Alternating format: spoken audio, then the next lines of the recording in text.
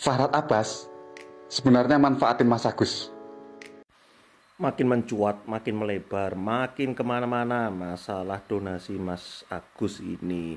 Jadi sebenarnya kasus ini menjadi pembelajaran untuk kita semua mengenai hal donasi.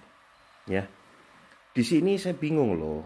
Padahal sudah jelas donasi itu terjadi dengan adanya akad atau komitmen atau perjanjian. Mas Agus awalnya kan sudah membuat pernyataan statement mengharapkan bantuan untuk pengobatan mata. Jadi itu adalah akadnya di situ. Nah, kemudian netizen memenuhi akad itu, mengirimkan donasi untuk pengobatan mata. Itu akad. Jadi kita lihat banyak hal mengenai donasi ini tidak sesuai dengan akad.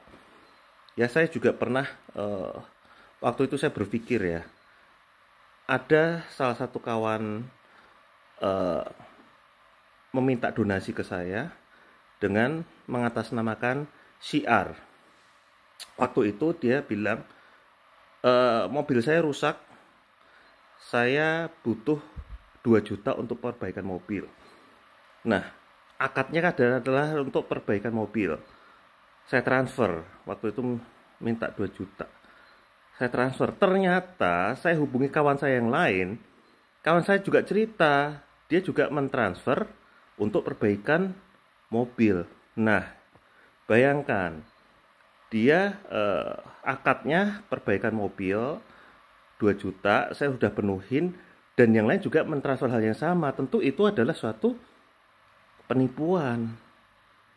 Harusnya kalau sudah terpenuhi angkanya 2 juta, ya untuk yang lain akan dikembalikan karena sudah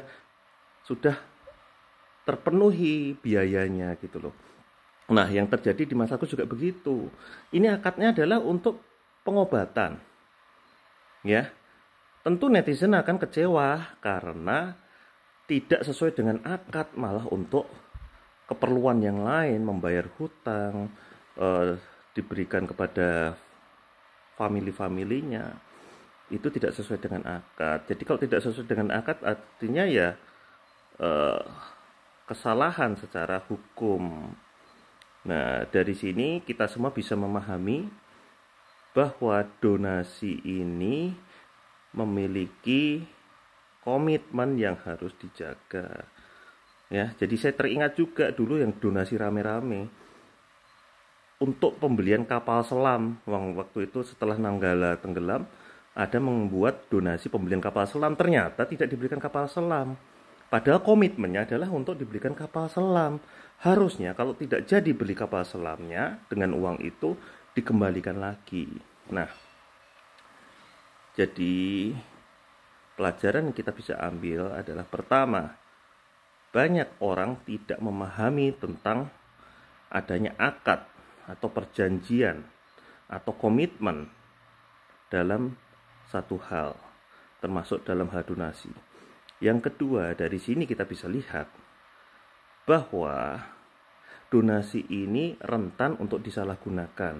Dan yang paling tepat disampaikan oleh Allah dalam Al-Quran adalah bantulah yang dekat, bukan yang jauh. Ya, yang dekat itu apa? Yang di sekitar kita.